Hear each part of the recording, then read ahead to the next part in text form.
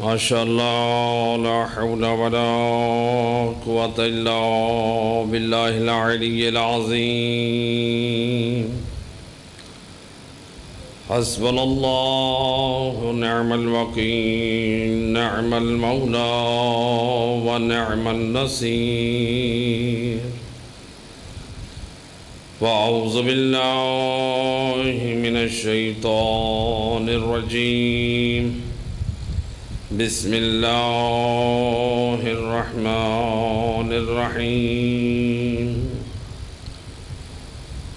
الحمد لله الذي نور قلوبنا بولاية محمد وآل محمد. اللهم صل على الصلاة والسلام على أشرف الأنبياء والمرسلين وخاتم النبيين أبي القاسم محمد. اللهم صل على وآله الطيبين الطاهرين المعصومين المظلومين المنتجبين الذين أذهب الله عنهم الرجس وطهرهم تطهيرا. اللهم صل على ولعنة الدائمة على أعدائهم أجمعين من يوم ظلمهم إلى يوم الدين. أما بعد، فقد قال الله تبارك وتعالى في كتابه المجيد وفرقانه الحميد وقوله الحق. بسم الله الرحمن الرحيم. وقال الرسول يا ربي إن قومي اتخذوا هذا القرآن مهجورا.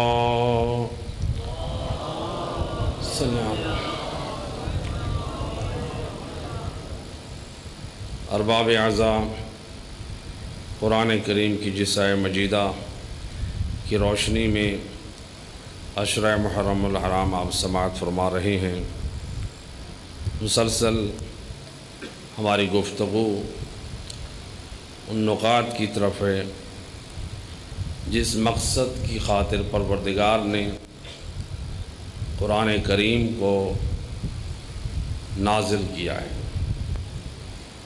تو گویا قرآن کریم کے نازل ہونے کا مقصد وہ فقط قرأت قرآن نہیں ہے، بلکہ اس کا اصلی اور حقیقی جو ہدف اور مقصد ہے وہ ہے قرآن میں تدبر کرنا. اگرچہ ائمہ ہدی علیہ السلام کی یا خود قرآن کی بعض آیات ہوں یا معصومین کی روایات ہوں جن میں قراءت کی تاکید ہے، اس میں شک نہیں ہے کہ قرآن کی تلاوت کرنا باعث اجر و ثواب ہے، اور حقیقت میں جو آیات تلاوت قرآن کی طرف رغبت دلا رہی ہیں ان کا بھی فلسفہ یہی ہے کہ قرآن پر ایمان رکھنے والا جب قرآن کی تلاوت کرے یہ دیکھے کہ ذات پروردگار ہم سے چاہتی کیا ہے. ایک صلوات پڑھ دے محمد و اہل بیت.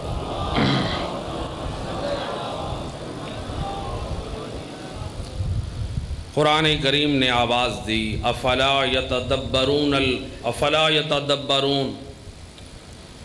یہ لوگ فکر کیوں نہیں کرتے، غور کیوں نہیں کرتے ہیں. یعنی گویا معلوم ہوا کہ اللہ قرآن میں جو اصلی ہدف اور مقصد ہے اس کی طرف اشارہ کر رہا ہے کہ حضرت انسان، اے قرآن پر ایمان رکھنے والے، یہ جو کتاب نازل ہوئی ہے یہ تدبر کے لیے ہوئی ہے، غور و فکر کے لیے نازل ہوئی ہے. تو جب انسان اس میں غور و فکر کرے گا، اس میں تدبر کرے گا، تب ہی اس کو ہدایت حاصل ہو سکتی ہے. اس کے بعد اللہ فرماتا ہے ام علی قلوب اقفالھا، یہ قرآن میں تدبر کیوں نہیں کرتے، یا پھر ان کے دلوں پر تالے لگ چکے ہیں؟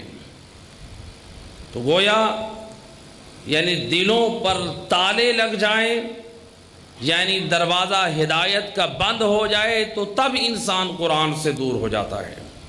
تو گویا قرآن کی یہ آیت ہمیں سمجھا رہی ہے کہ اگر ہماری زندگی میں قرآن فہمی نہیں ہے، ہماری زندگی میں قرآن پر عمل نہیں ہے، اگر ہم نے اپنی زندگی میں قرآن سے اصلاح نہیں کی، تو گویا ہم ایسے ہیں قرآن کی نگاہ میں ہمارے دلوں پر تالے لگ چکے ہیں۔ کیا مطلب؟ یعنی دلوں کے دروازے بند کر لیے گمراہی سے، فسق و فجور سے، بے دینی سے، ان چیزوں سے ہم نے اپنے دلوں کا دروازے بند کر کے جو ہدایت کا راستہ تھا، قرآن کے پیغامات کا راستہ تھا، جب دروازے بند کر دیے تو اب وہ ہدایات اور نور ہمارے دلوں میں داخل نہیں ہو سکتے۔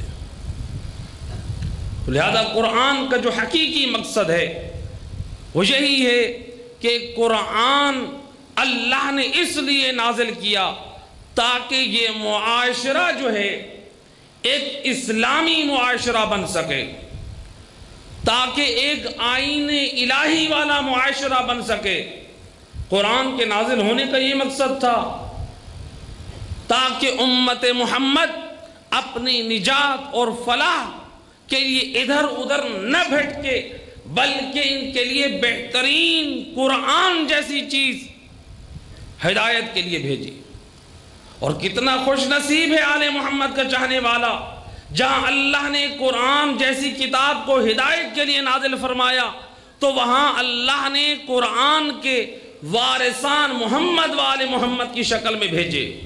نعرہ تکبیر، اللہ اکبر، نعرہ رسالہ، یا رسول اللہ، نعرہ حیدری، یا علی، آواز بلند تر صلوات۔ اللہم صلی علی محمد و آلہ۔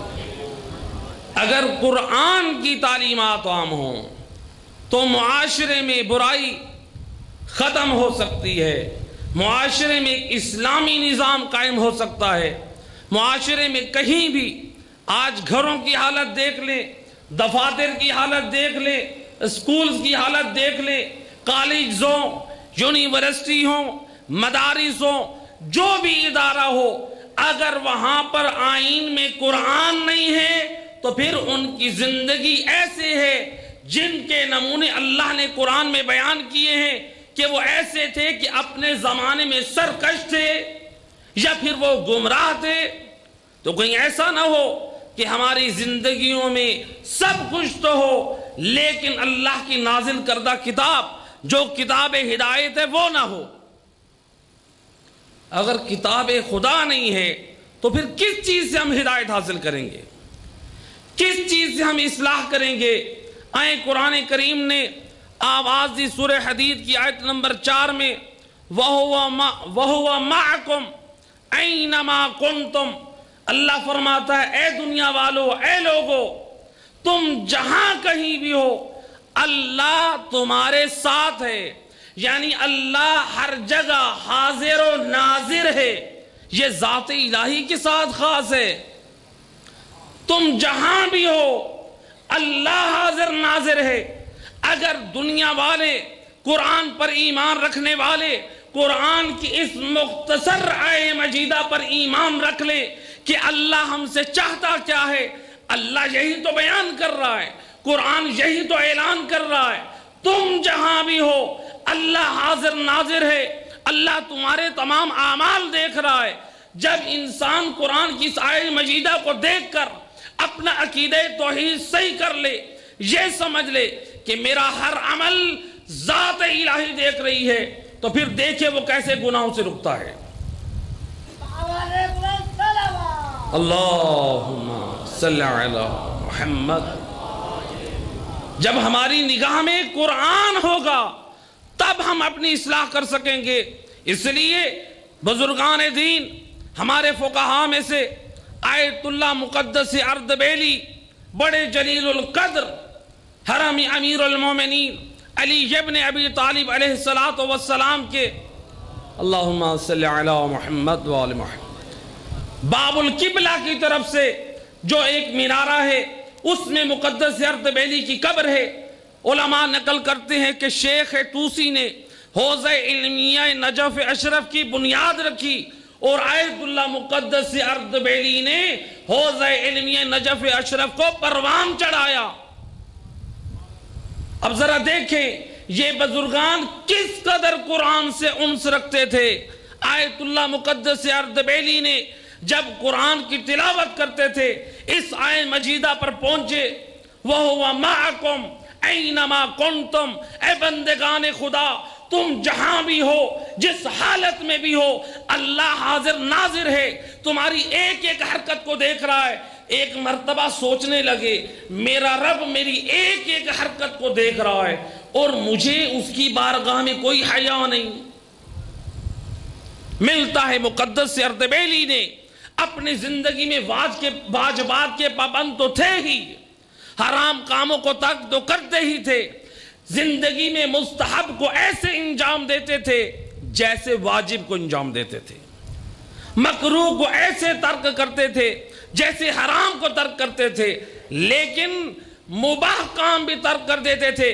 ملتا ہے زندگی کے 40 سال آخری اسی آیہ مجیدہ سے استفادہ کرتے ہوئے، قرآن سے تمسک کرتے ہوئے، قرآن سے برکت حاصل کرتے ہوئے فرماتے ہیں جب اللہ دیکھ رہا ہے کیسے میں ہو سکتا ہے کہ اس کی بارگاہ میں ٹانگیں پھیلا کر بیٹھوں، یا میں سوؤں تو ٹانگیں پھیلا کر سوؤں، یہ اللہ کی بارگاہ میں بے ادبی لازم آتی ہے۔ حالانکہ یہ مباح فعل ہے، انسان ٹانگیں پھیلا کر سو سکتا ہے، لیکن اس قدر اپنے رب کو حاضر سمجھتے ہیں۔ یہ قرآن سے انہوں نے نور حاصل کیا ہے، یہ معرفت توحید جو ان کے دل میں آئی ہے یہ قرآن سے آئی ہے۔ 40 سال جب حالت احتضار میں پہنچے، حکم اسلام تھا کہ اپنی حالت احتضار کے وقت ٹانگوں کو سیدھا کیا جائے۔ کہتے ہیں اے بار الہ تو گواہ رہنا، آج تک میں نے تیری بارگاہ میں حیا محسوس کرتے ہوئے اپنی ٹانگوں کو پھیلایا نہیں، آج تجھ اللہ کا حکم تسلیم کرتے ہوئے اپنی ٹانگوں کو پھیلا رہا ہوں۔ یہ ہے بزرگان دین، یہ ہے علماء، یہ ہے محدثین، یہ ہے فقہاء۔ میرے دوست ایسے فقہاء پر جسارت کوئی نہ کرے، کوئی یہ نہ سمجھے کہ یہ علماء ہیں بس ایسے ہی جو آج دنیا والے یہ اعتراض کرتے ہیں بھئی مال امام تو بھیج دیتے ہیں فقہاء کو اور اللہ جانے کتنا یہ مال امام کو جمع کرتے ہیں اور اپنی تجوریاں بھرتے رہتے ہیں۔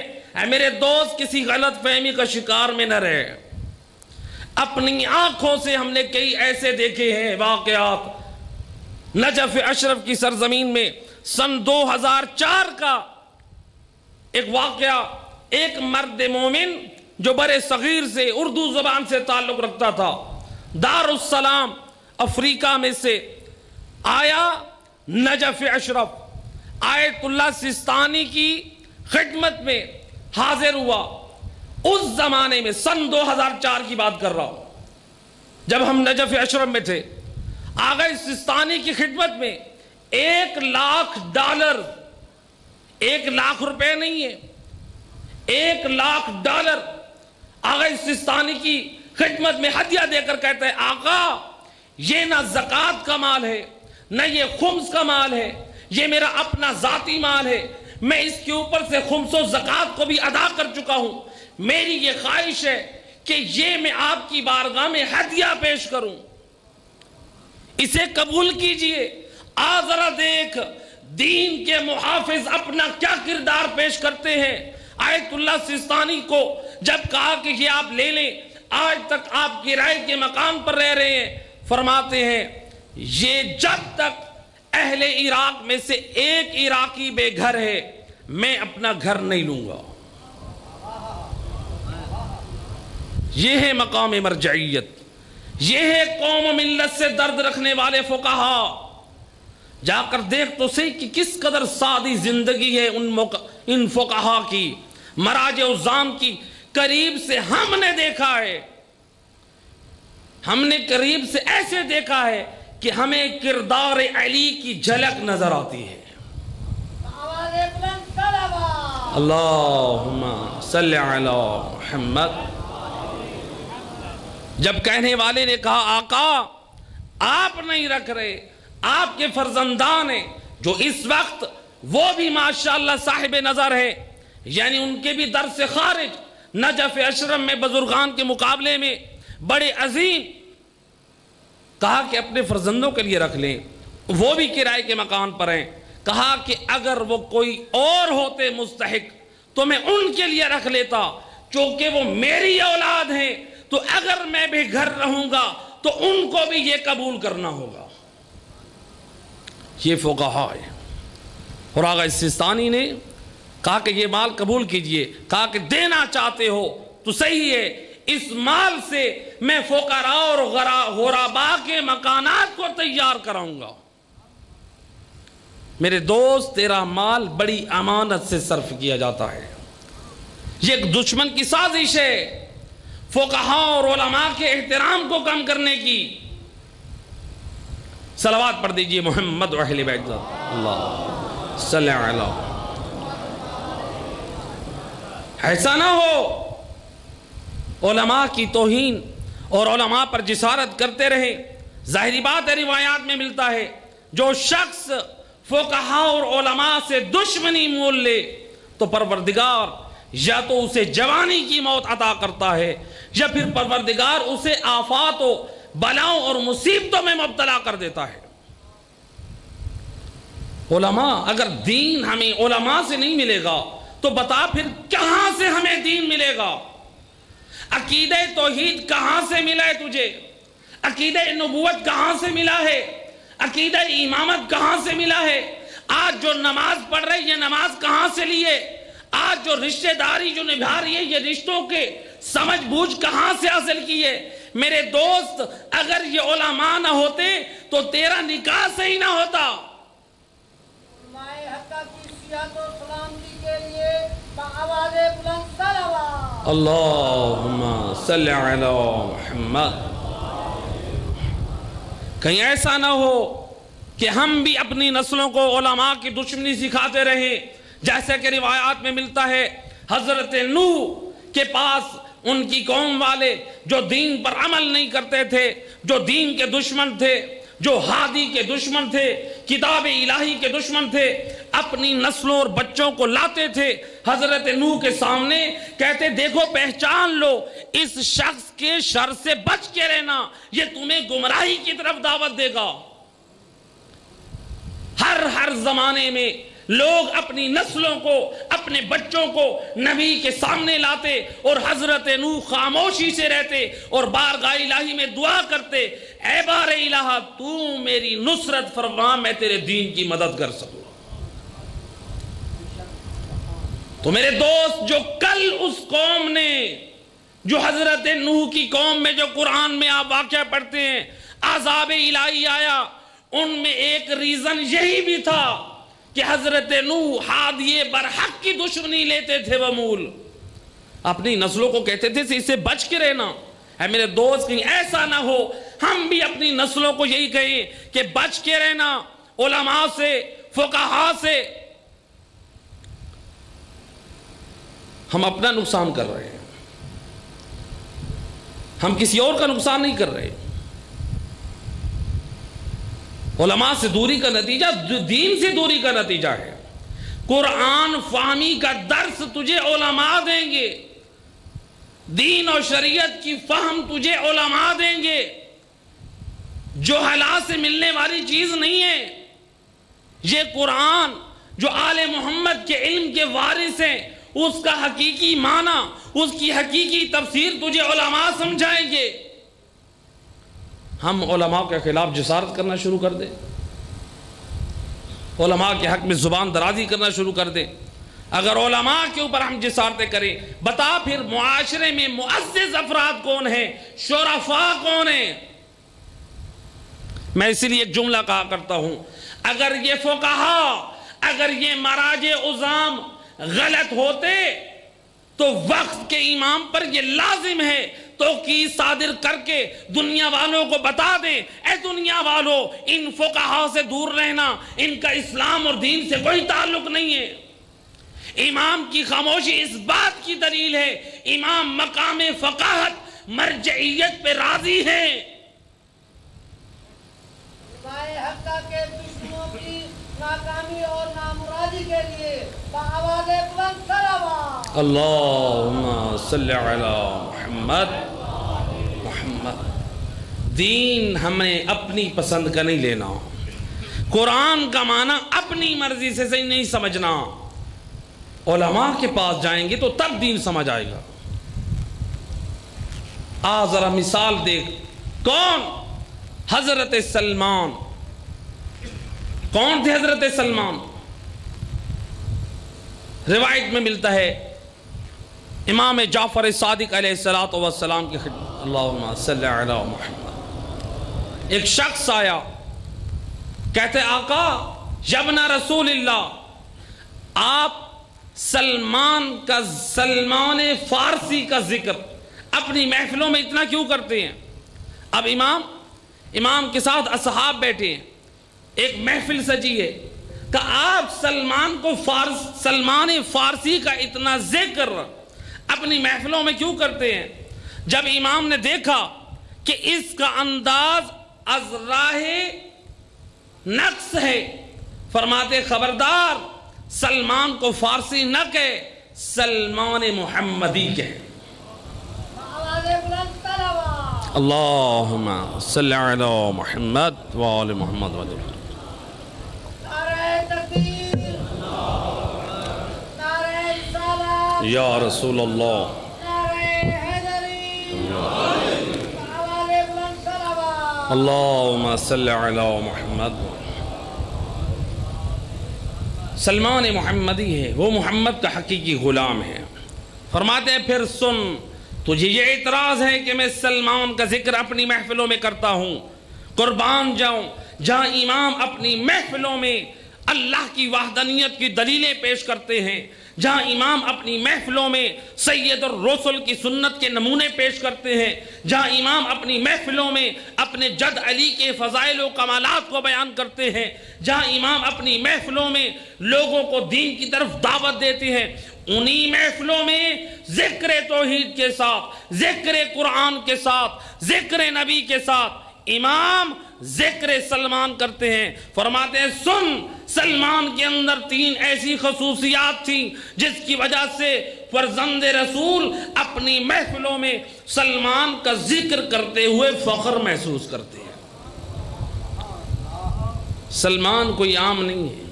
وہ کون سی 3 خصوصیات جو امام معصوم اپنی محفل میں ذکر توحید کے ساتھ، ذکر قرآن کے ساتھ، ذکر نبی کے ساتھ سلمان کا ذکر کر رہے ہیں؟ فرماتے ہیں سلمان کان یحب الفقراء، سلمان فقراء سے محبت کرتے تھے۔ فقراء سے محبت کا مطلب یہ نہیں ہے کہ ہم صرف یہی کہہ دیں کہ ہم غرباء سے محبت کرتے ہیں، جب ان کو ضرورت پڑے ہماری تو ان کی مشکل وقت کام آئے، یہ ہے محبت فقراء سے۔ لیکن میرے دوست یاد رکھ، فقراء سے محبت سے مراد فقط مالی مدد نہ سمجھنا۔ مالی مدد یقیناً ہے، لیکن اگر کوئی محب علی، اگر کوئی شیعہ علی، اگر کوئی کلمہ گو، اگر دیکھ اس کے پاس ایمان کی دولت نہیں ہے، وہ دین سے دور ہے، وہ قرآن سے دور ہے، وہ اہل بیت سے دور ہے، اس کے کردار سے نفرت کر کے اسے اپنے سے دور نہ کر۔ اہل بیت نے یہ ہمیں نہیں بتایا کتنے ایسے بد نصیب تھے، سید الرسل نے ان کو ساتھ بٹھایا تاکہ تربیت ہو سکے۔ اگر کوئی بد عمل ہے، اگر قرآن سے دور ہے، ان کو ساتھ بٹھا، ان کی تربیت کر۔ اگر ایمان کی طرف نہیں ہے، ان کے ایمان کی فکر کر۔ یہ سب سے بڑی دولت یہ ہے، کسی کے ایمان کی سلامتی کے بارے میں فکر کرنا سب سے بڑی دولت ہے۔ یہ سید الرسل فرماتے ہیں یا علی، ایک شخص تیرے وجود سے اگر ہدایت پا جائے، دنیا وما فیہا، جس پر سورج کی روشنی پڑتی ہے، اس مال کو راہ خدا میں صدقہ کر دے۔ اے علی، وہ مال راہ خدا میں صدقہ کرنا اتنا باعث اجر نہیں ہے جتنا تیرے وجود سے ایک شخص ہدایت پا جائے۔ اللہم صلی علی محمد۔ فقراء سے محبت، ان کی جو ضرورت ہے، دیکھ اگر اسلام نے مؤلفۃ القلوب کافروں کا دل بھی اسلام کی طرف مائل کرنے کے لیے کہا ہے مال صرف کر، اگر ضرورت پڑے غربا کی مدد کر کے ان کو دین کی طرف لا، ان کو قرآن کی طرف لا، ان کو اسلام کی طرف لا۔ دوسری چیز امام فرماتے ہیں سلمان علماء کی مجالس سے محبت رکھتے تھے، علماء کی محفلوں میں بیٹھتے تھے، حالانکہ وہ زمانہ نبی و علی کا زمانہ ہے۔ کیا مطلب؟ جب سید الرسل یا علی مرتضی اپنی محفلوں میں درس دیتے اور سلمان کسی اور جگہ ہوتے اور وہ سنت کے وہ نمونے جو سلمان سے رہ جاتے، سلمان ان اصحاب رسول، اصحاب امام علی کی خدمت میں کہتے بتاؤ کہ علی ابن ابی طالب نے قرآن کی اس آیت کی کیا تفسیر کی ہے، سید الرسل نے قرآن کی کون سی آیات جو نازل ہوئی ہیں امت کی ہدایت کے لیے سنائی ہیں۔ سلمان اسی فکر میں رہتے تھے، یا محمد کی زبانی قرآن کی آیات سنے یا اس کے علم کے وارث علی کی زبانی قرآن کی تفسیر سنے۔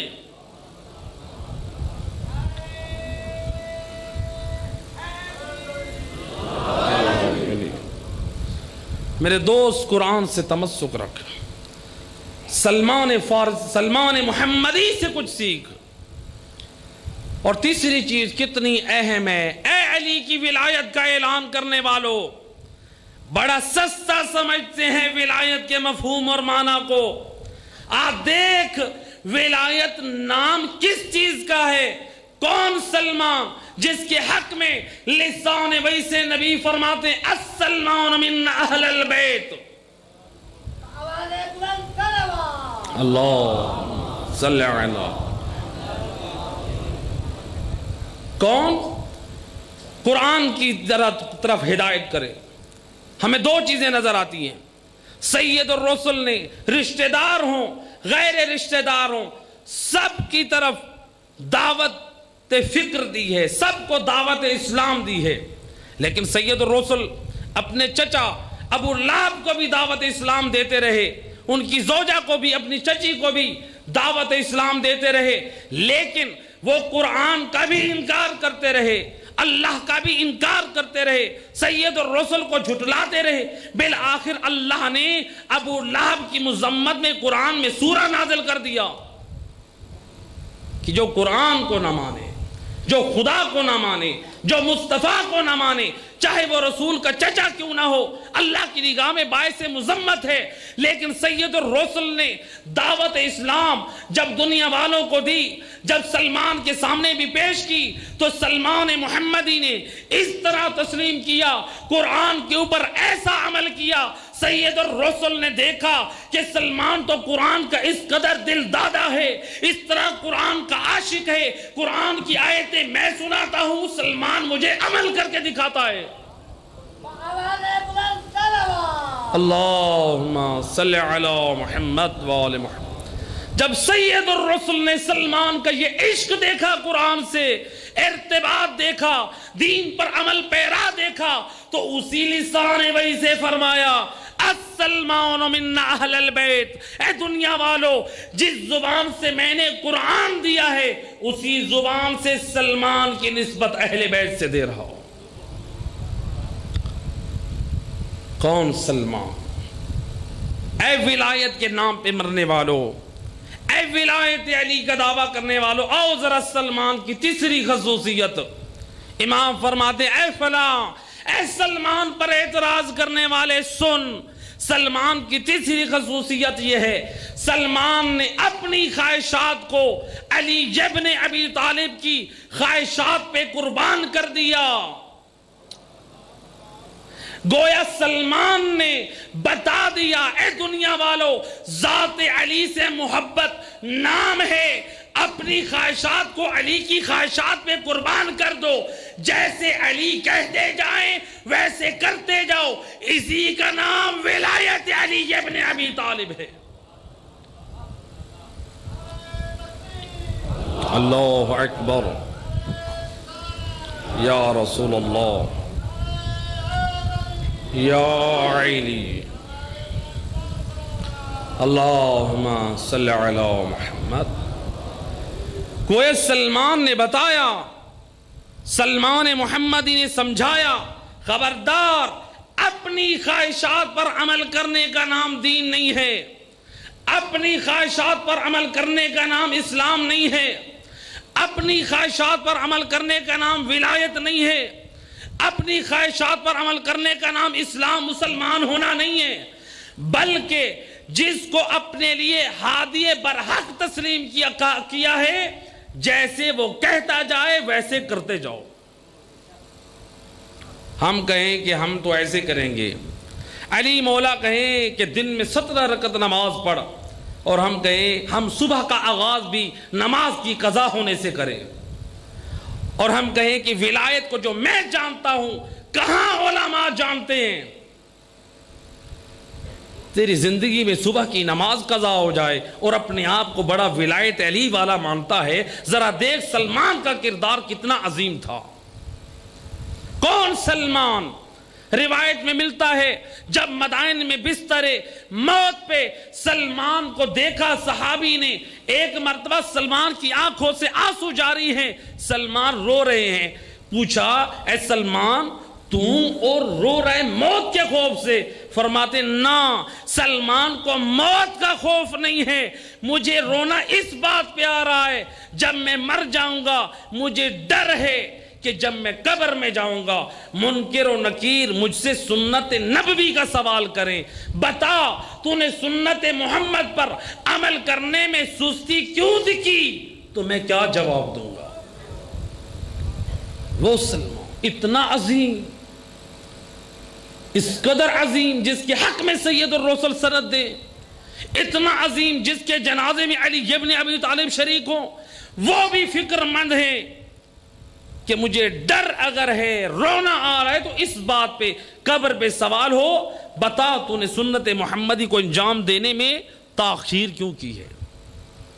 اتنی منزلت اور معرفت رکھنے والا فکر مند ہے، اور اگر ہم واجبات کو قضا کرتے رہیں، حرام کو انجام دیتے رہیں، قرآن کو پامال کرتے رہیں، علماء پر جسارت کرتے رہیں، اور پھر کہیں کہ ولایت کو معنی مفہوم جو ہم جانتے ہیں وہ کوئی نہیں جانتا، نہ میرے دوست، ولایت کے معنی سمجھنا ہے تو سلمان سے سمجھ۔ صلوات پڑھ دے محمد و اہل بیت کی ذات پر، صلی علی محمد، بارے دیگر باواز بلند صلوات، صلی علی۔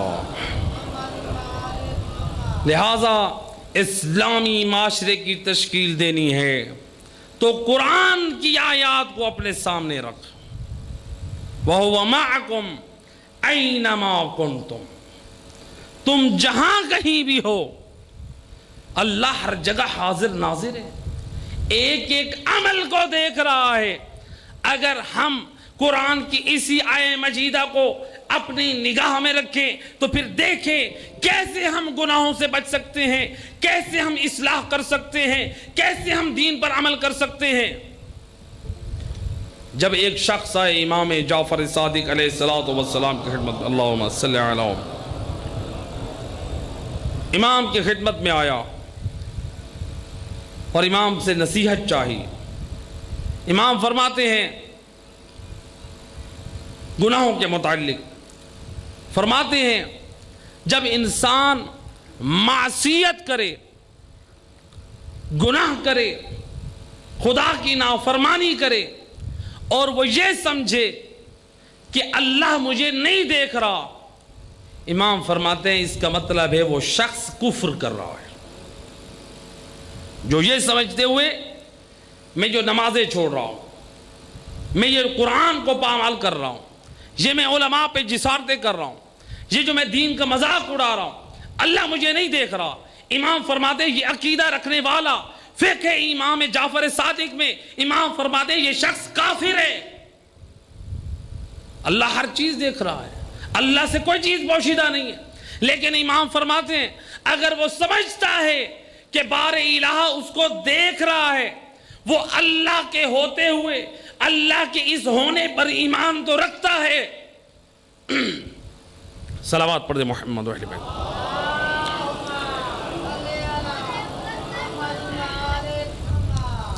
وہ اللہ کے ہونے پہ ایمان تو رکھتا ہے لیکن وہ گناہوں سے باز نہیں آتا.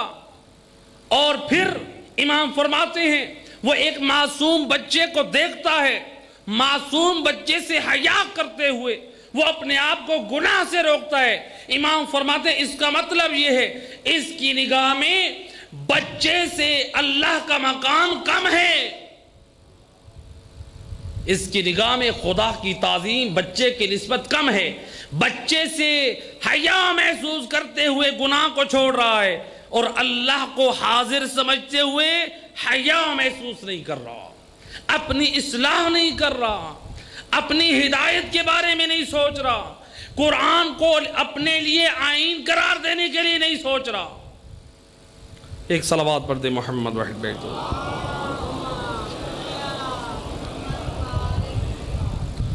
تو میرے دوست قرآن سے تمسک ضروری ہے.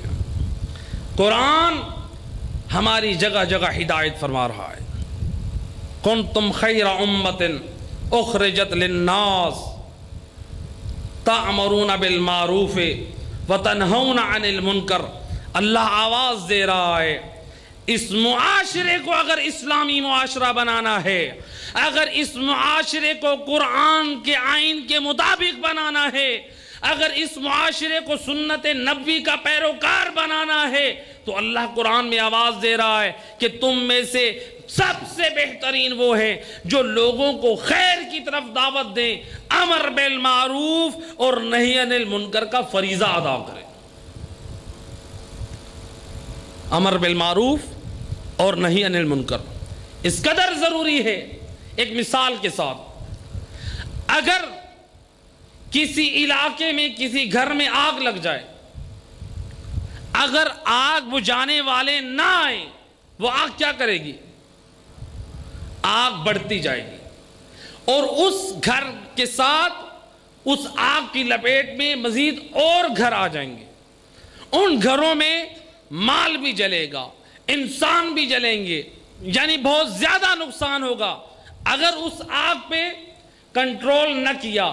میرے دوست یہ برائی بھی قرآن کی نگاہ میں ایک آگ ہے.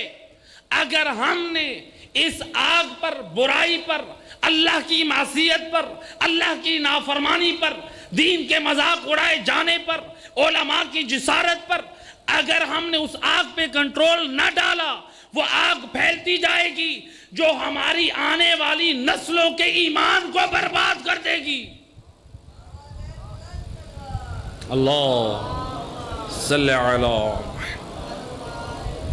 ہمیں اپنے مکانات کو بچانے کی فکر تو ہے کہ یہ آگ کی لپیٹ میں نہ آ جائیں, اپنی اولادوں کے جلنے کا خطرہ تو ہے یہ آگ کی لپیٹ میں نہ آ جائیں, اپنے مال و اسباب کی فکر تو ہے یہ مال سے نہ جل جائیں. میرے دوست قرآن ہمیں تنبیہ کر رہا ہے اس سے زیادہ جو تجھے فکر کرنی چاہیے وہ اپنی اولادوں, اپنی نسلوں کے ایمان کی سلامتی کی فکر کر.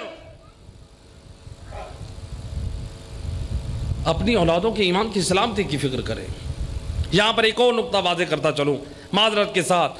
وہ میرے نوجوان دوست, وہ میرے بھائی نوجوان موجودہ دور میں جو فیس بک استعمال کرتے ہیں, جو واٹس ایپ استعمال کرتے ہیں, یہ ایسا زمانہ ہے کہ ایسی ایسی چیزیں آ چکی ہیں, ایسی ایسی ایپس آ چکی ہیں جو ایک دشمن کی سازش ہے کہ مسلمانوں کے اندر ایک ایسا لٹریچر, ایک ان کے اندر ایسی چیز پیش کی جائے جن سے ان کا ایمان ختم ہو جائے.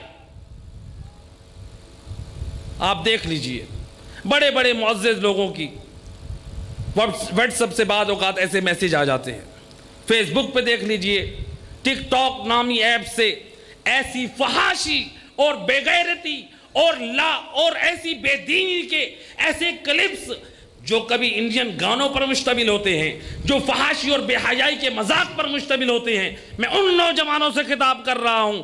یقیناً مجھے ایسے نورانی چہرے بھی نظر آ رہے ہیں، ایسے بزرگان بھی ہیں جنہیں اس چیز کا علم نہیں ہے، لیکن نوجوان طبقہ بخوبی جانتا ہے کہ اس کے استعمال سے کیسے ایمان ہمارے دلوں سے رخصت ہو رہا ہے. اے میرے دوست، ایک ایک حرکت ہماری نقل کی جا رہی ہے، ایک ایک حرکت. صلوات پڑھ دے محمد و اہل بیت.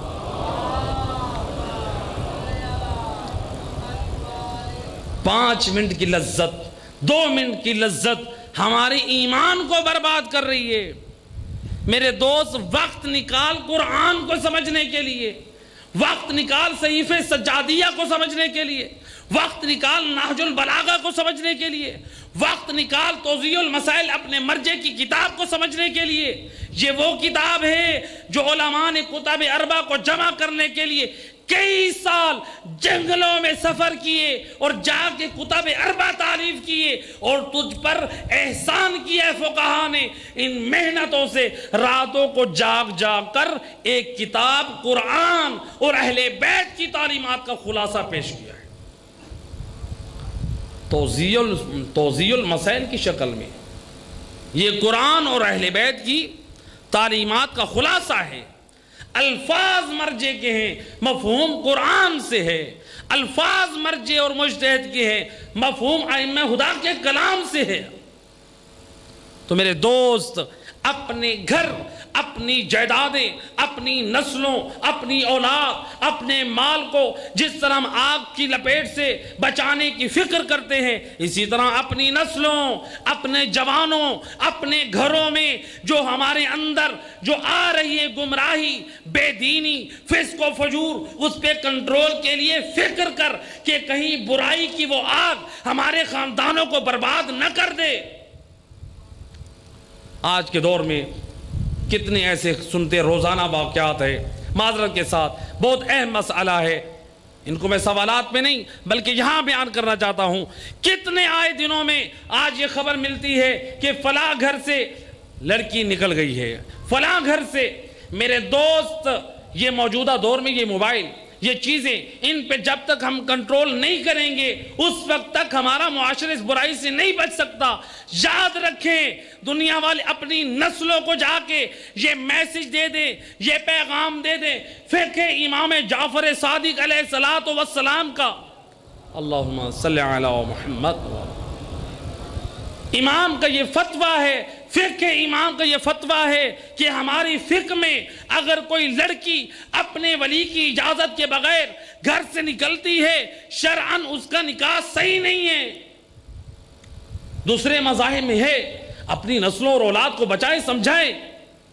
خبردار ایسا اقدام کوئی نہ کیا جائے، اس سے نکاح صحیح نہیں ہے جب تک ولی کی اجازت نہیں ہے.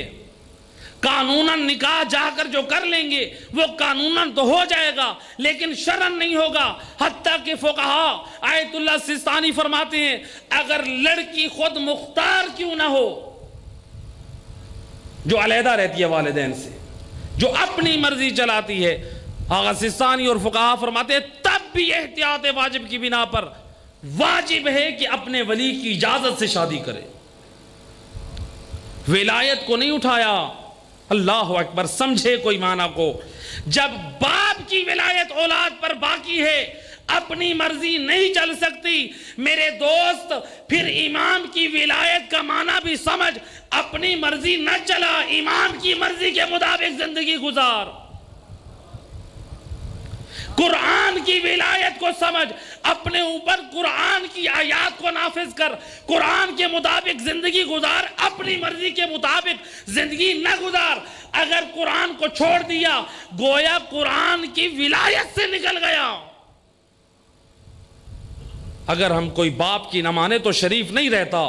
قرآن کی نہ مانے، اہل بیت کی نہ مانے، مصطفیٰ کی نہ مانے، وہ کیسے شریف رہ سکتا ہے؟ اپنی نسلوں کے ایمان کی فکر کریں. اس لیے قرآن نے آواز دی تم میں سے بہترین قوم وہ ہے جو امر بالمعروف اور نہی عن المنکر کرے۔ کس قدر ضروری ہے یہ فریضہ۔ قرآن دعوت دے رہا ہے اس امر کی طرف، ایک اسلامی معاشرہ تشکیل دینے کے لیے، قرآن پر عمل کرنے کے لیے۔ سید الرسل حضرت محمد مصطفیٰ صلی اللہ علیہ وآلہ وسلم، اللہ صلی اللہ علیہ، صلوات جب پڑھنی ہو بلند آواز سے پڑھا کریں۔ اللہم صلی علی محمد۔ فارغ اوقات میں اسی عبادت سے اپنی زبان کو معطر رکھیں۔ ملتا ہے صلوات کی عظمت پر چلے ایک نقل کرتا چلوں، ملا علی حمدانی ایران کے آج سے تقریباً 100 سال پہلے ایک فقیہ نائب امام حمدان میں ان کی خدمت میں ایک مرد مومن اپنے خمس کا مال لے کر گیا۔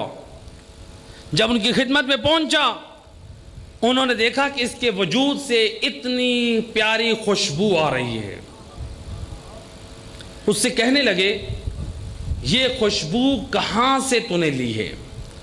اب یہ فقیہ نائب امام دیکھ رہے ہیں، چہرے پہ سجدے کے آثار ہیں، چہرے سے شرافت، شرم و حیا نمایاں ہو رہی ہے، سادہ لباس ہے، غریب گھرانے سے تعلق رکھتا ہے، لیکن تقوی و شرم و حیا کے آثار چہرے پہ جاری ہے۔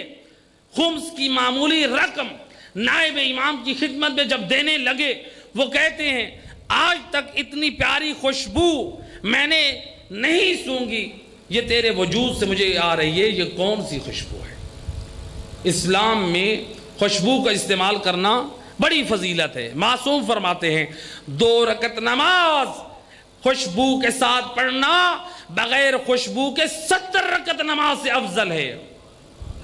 اور روایات میں ملتا ہے سید الرسل کا سب سے زیادہ خرچہ خوشبو کا ہوتا تھا۔ اس لیے روایات میں ہے کہ اگر خوشبو مہنگی سے مہنگی خریدی جائے تو وہ اسراف میں نہیں آتا۔ تو بہرحال اب یہ نائب امام کہا کہ خوشبو یہ کون سی خوشبو ہے؟ اصرار کیا، کہا کہ آپ نائب امام ہیں، آپ کے اصرار پر میں راز سے پردہ اٹھانا چاہتا ہوں۔ کہا وہ کیا راز ہے؟ کہا کہ ایک رات کو میں جب سویا، عالم خواب میں نے سید الرسل کو دیکھا، رسول اللہ کی، اللہم صلی علی محمد،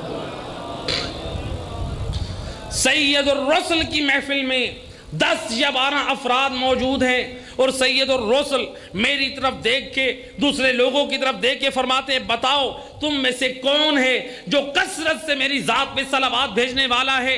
میرے دل میں خیال آیا میں عرض کروں یا رسول اللہ میں ہوں آپ کی ذات پہ صلوات بھیجنے والا، لیکن ایک مرتبہ مجھے حیا آئی، ہو سکتا ہے کہ خدمت رسول میں بیٹھنے والے ان میں سے کوئی ہو، لیکن میں نے حیا کرتے ہوئے خاموش رہا۔ سید الرسل نے پھر پوچھا کون ہے مجھ پہ کثرت سے صلوات بھیجنے والا؟ جب سب خاموش رہے، رسول اللہ نے تیسری مرتبہ جب سوال کیا، جب کسی نے جواب نہ دیا، سید الرسل اپنے مقام سے کھڑے ہو گئے۔ رسول کی تعظیم میں ہم سب کھڑے ہو گئے۔ جب رسول اللہ کے احترام میں ہم کھڑے ہوئے، رسول اللہ مجھ گناہگار کی طرف بڑھ کر میرے ہونٹوں کا بوسہ لے کر فرماتے ہیں اے مرد مومن، تو ہے میری ذات پہ کثرت سے صلوات بھیجنے والا۔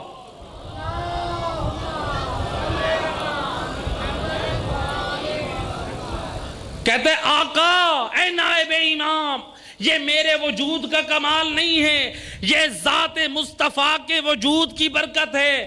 جب سے سید الرسل نے میرے ہونٹوں کا بوسہ لیا ہے، ذات پروردگار نے میرے وجود کو خوشبودار بنا دیا ہے۔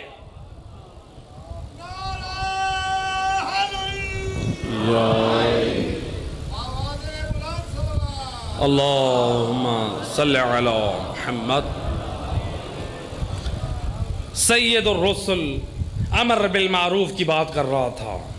سید الرسل فرماتے ہیں ایک قوم تھی، اللہ کی طرف سے حکم ہوا اے جبرائیل اس بستی کے رہنے والوں کو تمام کو تباہ و برباد کر دے۔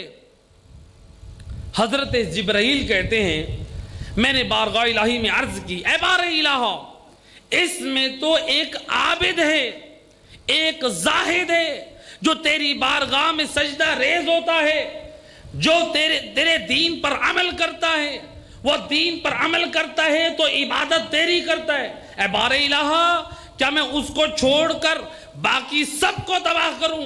آواز قدرت آئی، اے جبرائیل، اس عابد کو ان بستی والوں سے پہلے تباہ و برباد کر۔ اللہ اکبر۔ جبرائیل امین چاہتے تھے، وہ سمجھ رہے تھے شاید اس عابد کو برباد نہیں کرنا، لیکن اللہ نے کیا فرمایا؟ اس عابد کو پہلے برباد کر، اس عبادت گزار کو پہلے اسے ہلاک کر۔ حضرت جبرائیل کہتے ہیں اے پروردگار، وہ عابد سجدوں پہ سجدہ کرنے والا، تیرے دین پہ عمل کرنے والا، اور اس کو ان سے پہلے کیوں برباد کروں؟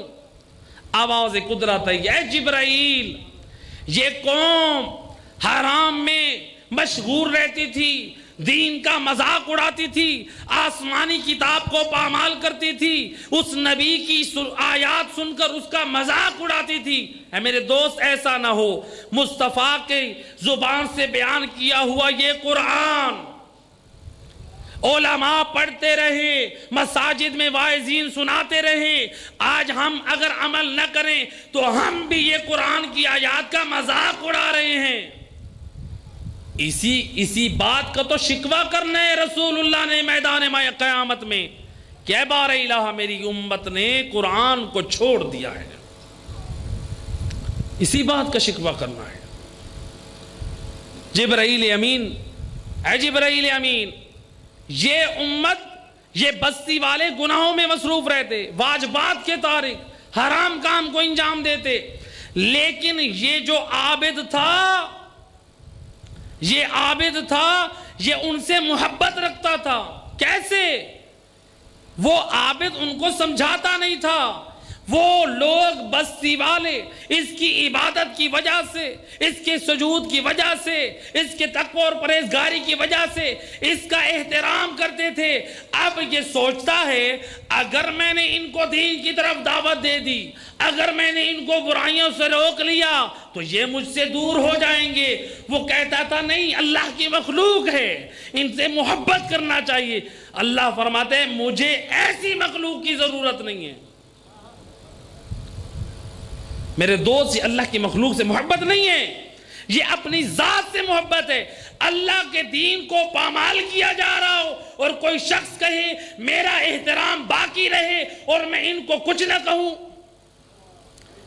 یہ قرآن کو پامال کرنا ہے، یہ دین کی توہین کرنا ہے، یہ اسلام کو پامال کرنا ہے۔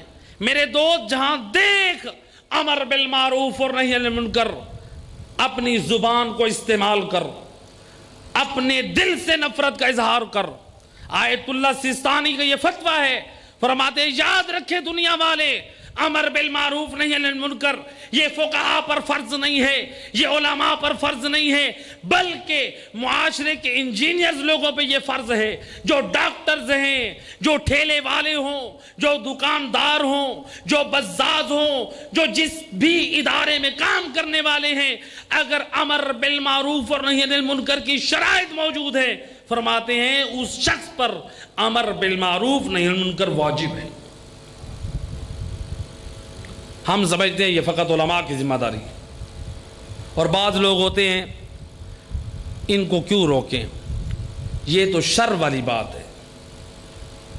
میرے دوست، دین کا مذاق اڑایا جا رہا ہو اور ہم کہیں یہ شر والی بات ہے، دین کو پامال کیا جا رہا ہو اور ہم کہیں یہ شر والی بات ہے، ہم اپنی عزت کو بچانے میں رہ جائیں۔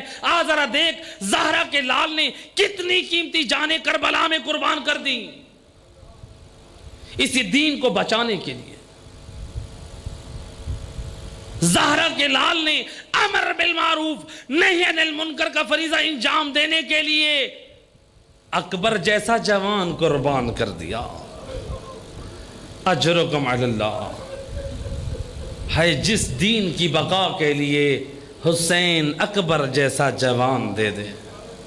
اے میرا دوست، یہ دین معمولی نہیں ہے، یہ دین بڑا قیمتی ہے۔ اجرکم علی اللہ۔ کون علی اکبر؟ شبیہ پیمبر، کوئی عام ہستی نہیں ہے کہ آقا حسین فرماتے ہیں اے بار الہ گواہ رہنا، میں اس جوان کو بھیج رہا ہوں، اشبہ الناس خلقن و خلقن و منطقہ، جو رسول اللہ کے اخلاق، ان کی شمائل، ان کے لہجے میں شبیہ پیمبر ہے۔ اجرکم علی اللہ۔ اے بار الہ، جب میں تیرے رسول کی زیارت کے مشتاق ہوتا ہوں تو میں علی اکبر کے چہرے کا دیدار کرتا ہوں۔ کون علی اکبر؟ علماء مورخین نے نقل کیا ہے، رسول کے زمانے میں جب حسین کا بچپنا تھا، حسین رسول اللہ کو بابا کہتے تھے اور مولا علی کو ابو الحسن کہتے تھے۔ اس قدر عشق اور انس تھا رسول اللہ سے۔ جب رسول کی وفات کے بعد حسین آقا کے دل میں بڑا غم تھا، رسول اللہ کی جدائی برداشت نہ ہوتی تھی، بعد میں اپنے بابا کو بابا کہنے لگے، لیکن نانا کو یاد کر کے بڑا روتے تھے۔ نانے کا بڑا پیار تھا۔ اللہ کو حسین کا یہ عشق رسول اتنا پسند آیا، علماء نقل کرتے ہیں اللہ نے حسین کو علی اکبر نبی کی شبیہ میں دے دیا۔ جس نبی کے عشق میں حسین روتا ہے، اسی نبی کی شبیہ اللہ نے حسین کے غم کو کم کرنے کے لیے اکبر جیسا جوان عطا کیا۔ ہائے قربان، آج وہ اکبر بھی میدان کربلا میں، جب اجازت چاہی تو ایک مرتبہ بیویوں نے صدا دی، ارحم علی غربتنا، اے علی اکبر ہماری غربت مسافرت پر ہم پر رحم فرما، ہائے ہمیں اس پردیس میں اپنی صفِ ماتم میں عزا میں نہ بٹھا۔ اجرکم علی اللہ آزادارو۔ جب علی اکبر گھوڑے کی زین پر بیٹھ کر میدان کربلا جانے لگے، بعض ارباب مقاتل کا نقل کرتے ہیں حسین مولا کسی بھی سوار کے جانے کے بعد یہ حالت نہ اپنائی جیسے علی اکبر کے جاتے وقت اپنائی ہے۔ کیا کیا؟ حسین مظلوم گھوڑے کی زین پر بیٹھ گئے، اکبر آگے آگے جا رہے ہیں تو حسین مولا بھی اپنا گھوڑا پیچھے پیچھے لے کے جا رہے ہیں۔ جب کسی ٹیلے سے اکبر نیچے ہوتے ہیں، روایت کہتی ہے حسین اپنی رکابوں میں، گھوڑے کی رکابوں میں پاؤں ڈال کر کھڑے ہو کر اکبر کا نظارہ کرتے ہیں۔ اجرکم علی اللہ۔ ایک لمحے کے لیے بھی اکبر کا حسین کی نظروں سے اوجھل ہو جانا ہے حسین کے لیے بڑا دشوار ہے۔ جب میدان میں تلوار چلتی رہی، ناریوں کو فنار کرتے رہے، تھک گیا ہے حسین کا لال، بلتا ہے دوبارہ خیام میں، اے بابا ہائے مجھے گرمی اور پیاس نے مار دیا، ہائے لوہے کی گرمی نے مجھے مار دیا۔ روایت کہتی ہے ہائے خیام میں کوئی پانی کا انتظام تو نہ تھا، زہرا کے لال نے کیا کیا، اپنے منہ سے زبان مبارک نکالی، ہائے اکبر کے منہ میں اپنی زبان رکھ دی۔ جب اکبر نے آقا کی زبان کو منہ میں رکھا، ایک مرتبہ فوراً ہے زبان کھینچ لی، ہے منہ سے اپنی زبان نکال دی، ہے بابا کی زبان تو میرے منہ سے زیادہ خشک ہے۔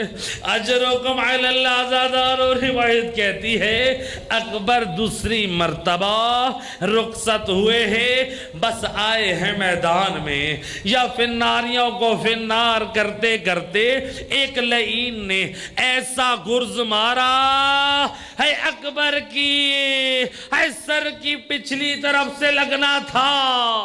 اب جناب اکبر کے سر پہ جب لگا خون کا فوارہ جاری ہوا.